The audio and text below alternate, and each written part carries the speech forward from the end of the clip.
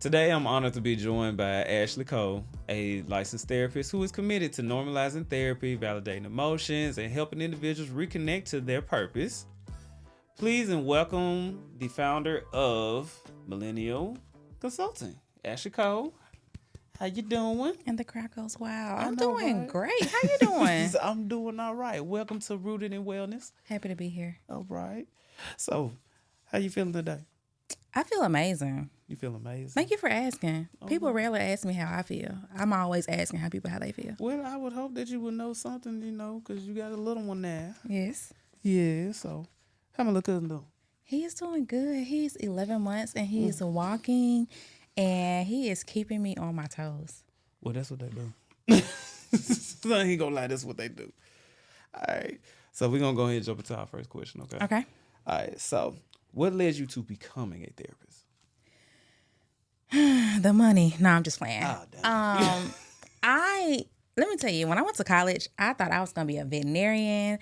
I was the person that would pull over on the side of the road and feed the pets. And then I majored in biology and I was not passing like I needed to. Which one was it, 1 or 2? This was 2 because it was like I was getting C's. I'm not a C student. Like I bought the tape recorder. I went to all the study sessions, the labs. I just was not. It wasn't for me. So you want me to tell you? What is it? It's you're either good at biology or you're good at chemistry. You rarely get both. Well, let me tell you, good at neither. And I was like, you know what? This ain't gonna work. And I took it was an elective course called Social Problems. And when I tell you, it just clicked in my mind. I didn't even have to read. I could just listen to everything, and I knew it just captured me. Okay. So what made it important for you to serve the community specifically? Because ain't nobody else serving us. I work specifically with the Black community. Well, I mean, I work with all populations, but I am attracted to working with the Black community because we need providers, and I enjoy being a Black provider. First of all, therapy and mental health, we just sweep that stuff up under the rug. And it's a big thing. That is true. I'll give you that because the Black stigma usually is just go read your Bible and then everything will be fine. But you can have Jesus and therapy all at the same time. There's a such thing. And that's where I come in. Okay. Hey, and I'm a PK. So I already know, okay, yeah, thus said the Lord, but also, how about let's change our behavior, so. Just to help y'all, PK mean the preacher's kid. had to clarify that. But, all right, so what do you see right now in Memphis that comes with mental health? Because I know it's a lot. I know it's a lot because, we got veterans living on these bridges. We just got a lot. What you see specifically? Okay. My superpower as a therapist, by trade I'm a social worker, is I am great at forecasting. I can see how one thing can trickle and impact other systems. That's my thing. We can talk about, and you say in Memphis, we could talk about speed bumps, how that impacts or creates a financial stressor from getting to point A to point B that shows up or impacts how you show up at work. You had a pissy mood or a pissy drive. Now you got an attitude. Now you impacting your coworkers, and now you ain't implementing your job effectively. And I don't care what job you got. You can work at Jack Purtle's. You can work at Baptist. You can be a teacher. Anywhere, all those little things take an impact. And my thing is helping people to balance those emotions. Okay, so specifically, what is a pattern that you usually see repeating in our community? Inconsistency. Whether it comes from leadership, we're consistently inconsistent. What do you mean specifically about it? Change. It's hard to try a new program, and then let's say you have a new mayoral election or you have a change in grant funding, and then now you have to switch your vision from this to that. When we think about, I'll take you to Super Bowl. When you watch Super Bowl, it was 3 main commercials. You saw gambling, You saw GOP, the weight The weight loss loss thing, stuff, and you yep. saw AI, right? Right. Okay. When you think about how we put finances to resources, it's all about what's the problem now. So in the future, we're going to have a greater concern for addiction because we think about sports gambling. Sports gambling is going to run the casinos out of business, if you ask me. Look at Tunica. I mean, Tunica been going down for a They while. have. But that's because of West Memphis, though. Yeah, but it's closer. But it doesn't change the need for dopamine to be released. No, you're right. You're right. So when you think about brackets or like all the things that like hit us, like what are we doing now that doesn't involve AI?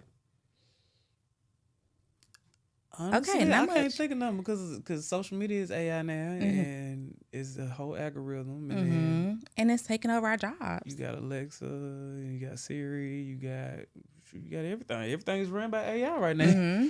So yeah, it's $1 billion business. So culture is keeping us consistently in a place of like having to switch, having to pivot. That's a big thing. So let's kind of talk about the stigma. What do you think therapy, like just therapy in general, why is it such a difficult conversation to talk about in the Black community? Because they think you're crazy. Well, everybody, it ain't like everybody big mama and everybody didn't say that. Heck, Mama Dia said it. When I speak to people, I ask them one thing. Imagine life if your grandmama had therapy. Your household may have been quieter. She may not have taken certain things. She may have looked at things differently. You may have gotten less whoopings, or your mama may have gotten less whoopings, which inevitably would have changed how she parented you because spread a rod, spoil a child, versus, hey, don't go into the road because you can get hit by a car. Stay right here, type of upbringing. I'm going to say kind of yes and no to that. Okay. And that's only because I got a child now. So me looking at my child, I mean, I had to pick and choose my battles, just like I do with my wife and everything like that. But I never thought I had to really do that with my child. Yeah. But then now I'll be like, okay, pick and choose your battles. Yeah. Because I'm not going to lie, I have caught myself actually arguing with a 4-year-old. And that's okay. Well, five now. She's 5 now. And that's okay. But the thing is, African Americans did not have that luxury of being able to have a safe space to talk about things. Like it just wasn't there. And that's what we need more of, because I tell my clients, coming here to therapy doesn't mean you're crazy. Oftentimes it means somebody else sent you to therapy because they was crazy or their irrational behaviors. And now you're feeling like, is it me? And it could be someone else. So it's more of a reaction thing. What you're saying is, it's like, in some cases, but a lot of times we have different experiences, and sometimes oftentimes we're not just talking about the sad and rainy days. We're talking about the wins, the celebrations, small, medium, large. Think about I get a lot of family managers and a lot of people who are like the ones who got it out. Like, how Glorilla had this whole thing last week with her family. I still don't even know the whole situation with the whole sister thing. I just know. But people, sister those said people, something about 2,500. That's all I knew. They come to therapy. They do. Like the ones who are successful, or they saw things a different way, and their family weighs heavy on them. Hey, come to therapy. Let's talk about it. Let's figure out how to put some boundaries up, because they'll use you until you're in the same position that they're in. So how much do you feel like it's like a generational survival mentality? Absolutely. 100%. It is just 100%? Yeah. Okay, so outside of everyone needs it.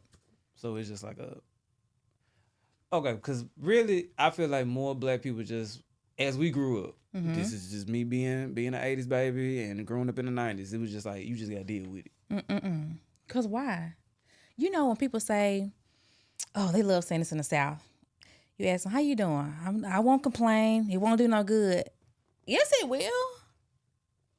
To complain about something and release it, oh, I feel better now that I told you about how my day went yesterday. It can make you feel better. Though it's those little things, like those little entrapments of like, I shouldn't share anything. I don't want to be a burden. But no, lay your worries down. Okay. How'd you say lay your words down like we in church? I'm done. You was a PK for real, bro. It just comes out. All right. So, what emotional messages were passed down usually passed down in Black households that you got, like from different clients and stuff? I would love to talk about like the media of what relationships look like, healthy relationships versus a toxic relationship. We do a lot of praising unhealthy movies like Love and Basketball. Love and Basketball, good movie though.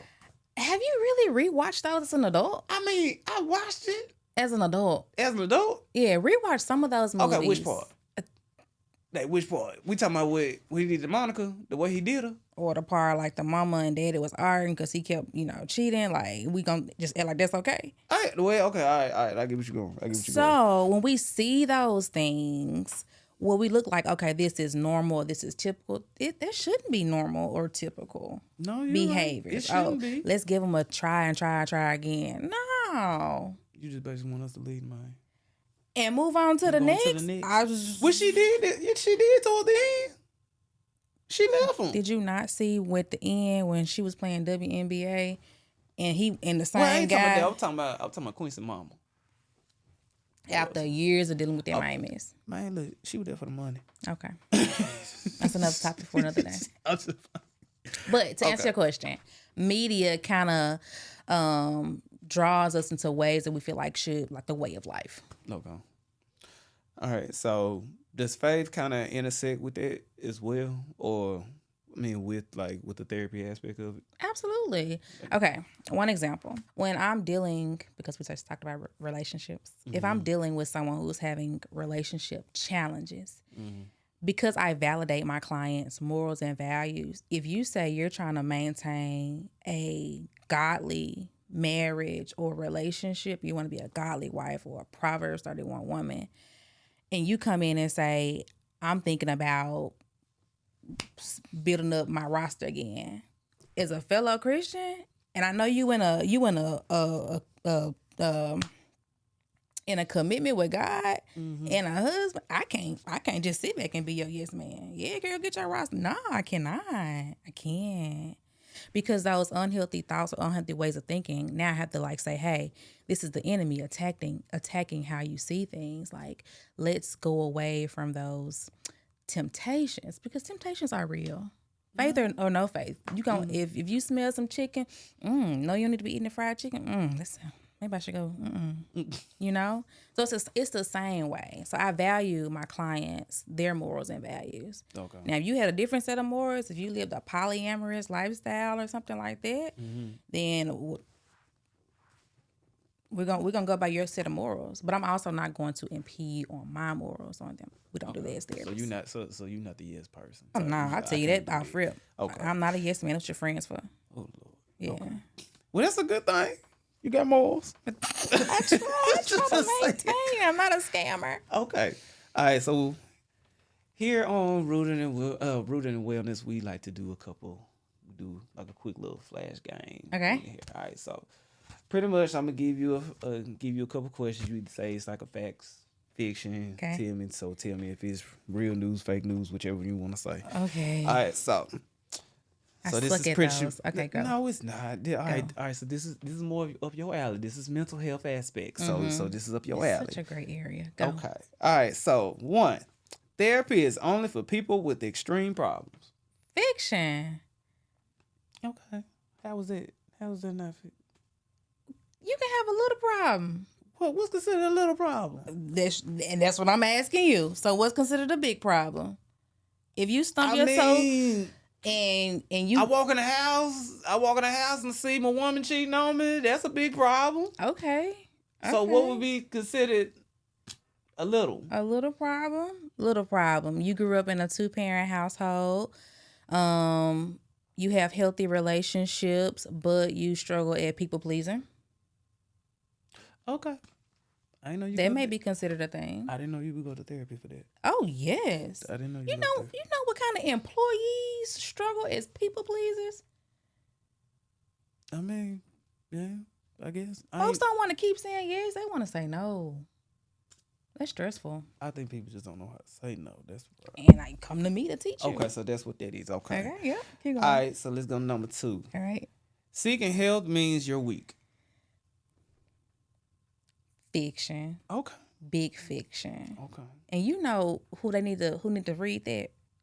I'm not finna go in that. I'm just saying. I'm not finna go into that. Okay. But let me tell you who I love, like, helping unlearn things. Mm-hmm. My strong black women. Mm-hmm. Because why you need to be strong? Girl, be sad, cry. Be weak, ask for help. Because you are not built to do it all. Okay. Okay. All right, so we're gonna go to number 3. Faith alone is enough for healing trauma. Hey, Fiction. Okay. That's fiction. Yeah, you need faith. You need a therapist. You need an exit plan. You need a financial person. You need a whole executive board Okay. when you're dealing with some trauma. So we need a team, is what you saying. Oh yes. Everybody need an executive board. Run your life like these Fortune 500 businesses. It will change everything. Okay, so if you had to go down the team, so team. All right, give me the team. What's the team? You need your spiritual person. Right. Okay. That's 1. You need someone in finances. Okay, that's 2. You need a mentor. Someone who is not like they don't have like a specific niche, but like career mentor wise, you need that. Okay. Then you need like the person who's not gonna be your yes man, but like also listen to give you sound feedback. Okay. At least 4. At least 4 people. At least 4 people. Okay. All right. All right. So last. And your board question. members. Okay. Okay. Last question. Mental health struggles can impact your physical health. Yes. Okay. I see we got 1. So we got 1 fact. Yeah, it can. Okay. You know how we're like exiting seasonal depression right now, like when it's cold or it's cloudy, and it feels good to have a good heavy meal when you like don't feel good, or you just don't feel like doing anything, or the motivation isn't there. If you're stressed, you may eat more or you may eat less. I don't want to smile when I say this, but think about that's this thing on TikTok when they be like, one quick way to lose weight, and they always say pneumonia or go through his phone type situation. Like a stressful situation like that can make you just drop because you ain't eating, you ain't sleeping. It's not good. Pneumonia? Hold on, bro. Nah, pneumonia will take you out. All right, I ain't never had pneumonia, so I don't know. Well, I'm just saying. I've had the flu. Hey, I've had the you know flu. your family like, such and such looks sick. Pneumonia. Okay, so They went through somebody's phone. So that would be like, and I ain't talking about nobody specifically. I'm just saying like, so somebody you went to school with, and then y'all see each other at the 10-year, 15 to 20-something year reunion. Y'all the exact same age, but they look twice as older than you now. We don't know what what they've experienced in life. So would you consider that something more of a mental health aspect, or more just it's just life in general? It could be life. They can have you can have ups and downs. Like you're not depressed for continuous amount of time all the time. Like they could have experienced some happiness. They could have got married. They could have had a baby. They could have had some grief to come on. You know, stress shows in our face, like the wrinkles, or they could just be so busy that they really can't take care of themselves. Like skincare routine, or constantly getting fast food. They're not really making time to like meal prep or cook dinner. It just depends on life. When they say life be lifing, life like in action be lifing. Okay. All right. So now we're gonna get and genetics. Okay. But that's not my area. But I know it's a thing. I'm just saying. You had thought of genetics in that. I just know. Okay. Some things. Okay. All right. So now we're gonna get to our next segment. Black men and silent struggles. I already know you finna open a whole can on this. I already know. Let me tell you. I've never said this recorded anywhere, so I feel really vulnerable, okay? But therapy is a place to be vulnerable. I cater so much to like Black women and mental health. But if you were to see my roster, I got a bunch of Black men and I got a bunch of white women who I see for therapy. Like my demographics are out there. I'd be like, cater, I'd be like, Black women, then. I got a lot of Hispanics too. So, I love when Black men come to therapy because I just want to be like, yes, this is for you. And I have to tell you this because you're a man. But from the very beginning, they tell little boys, don't be a sucker. You shouldn't be crying. Like, that is not fair. That is not fair to men. When you're born, what you do? I mean, I'm crying. You gonna cry. So does it make men exempt from having feelings? A person without feelings is a dangerous person. And if my man ain't got no feelings, I don't need to be with you. Oh, Lord, here we go. I'm just saying, when we think about mental health, like, men, media, family, generationally, it's like tough is rugged. It's only one way. Like, you can be tough and still be affirming, or you can still be compassionate. Why do you feel like it's difficult for us Black men? Just because The thought of it, the portrayal of, like, or how people gonna take me. I've got a friend, and she's a single friend, and when she dates people, this was years ago, when she was dating, she had this one guy. He was good, and he was like emotionally intelligent. I was like, girl, yes. And then she was like, something off about him. He just be saying too much, or he be crying too much. He might be gay. And I'm like, bro, you cannot come at him like that. And you owe him an apology. And she's like, I didn't say it out loud, but you need to still be apologetic in some sort of way, because just the fact that he understands his feelings and he's really calling you out on something that is, out of order, out of pocket, he's not letting you slide on it. Like, that's not fair to him. And you should not look at him in a different way, because he is really just being honest and transparent. Like, transparent, not like truth, because truthful, like being truthful and transparent to the things, like, Yeah. okay. So I had to let her know, like, hey, that's not okay, because there are sometimes women who like call that out in a negative way. But well, that probably would be to me. You telling me that, I would take it as that's just probably the way she was brought up. Yeah, because of the way what men have been around in her life. And as a friend who understands emotional, like, transparency, or being like emotionally stable, like, I have to help her unlearn that. Okay. So, how does the pressure of the be strong emotionally for men like play a part in your business? When I'm working with a client, it impacts their decision making. Sometimes men they feel pressure to make decisions quickly rather than like taking time to like stop and think and like process things in the moment, which can cause us to make irrational decisions if we don't, matter if you're male or female.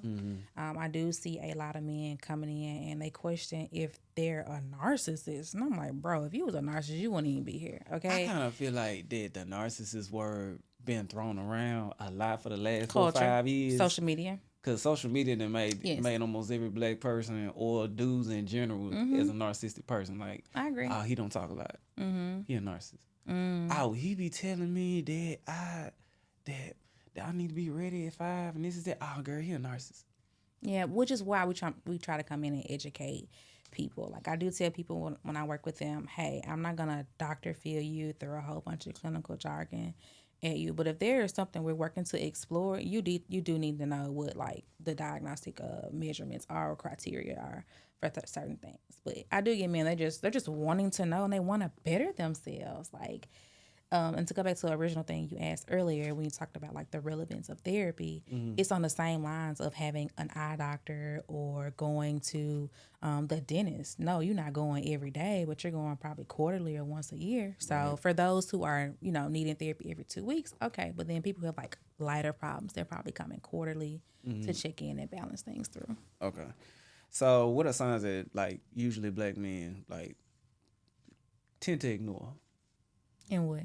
Just in general, when it comes to like warning signs, like, oh, I need to go to therapy, or no, I don't need to go to therapy.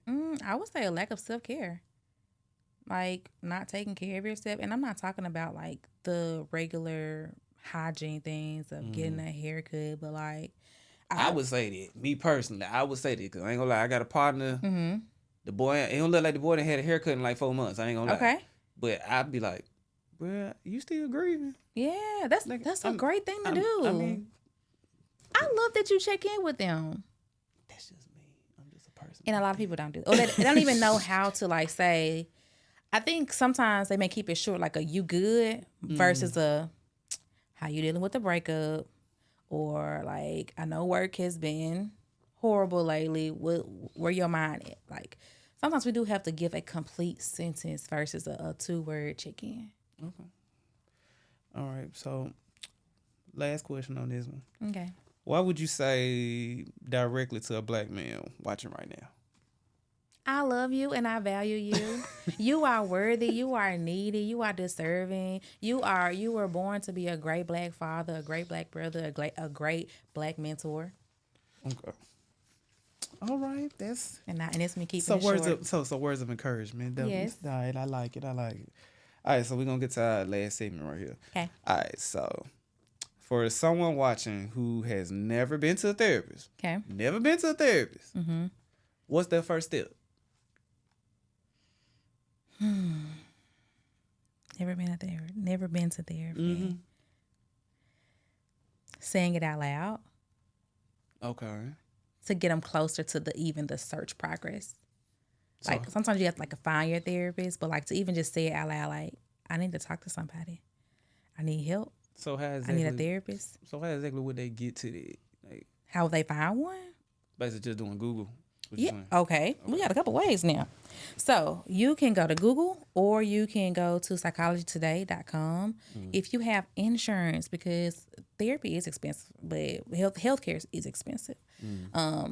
You can go to your healthcare portal and find out, looking for a provider. You can search whatever demographics. If you want someone to be black, white, male, female, if you want to do virtual or in person, you have that aspect as well. If you're like a super millennial and you want to just find a Memphis therapist, look through the hashtags. The resources are out there. Okay. All right. That's good right there. So how can somebody reach you?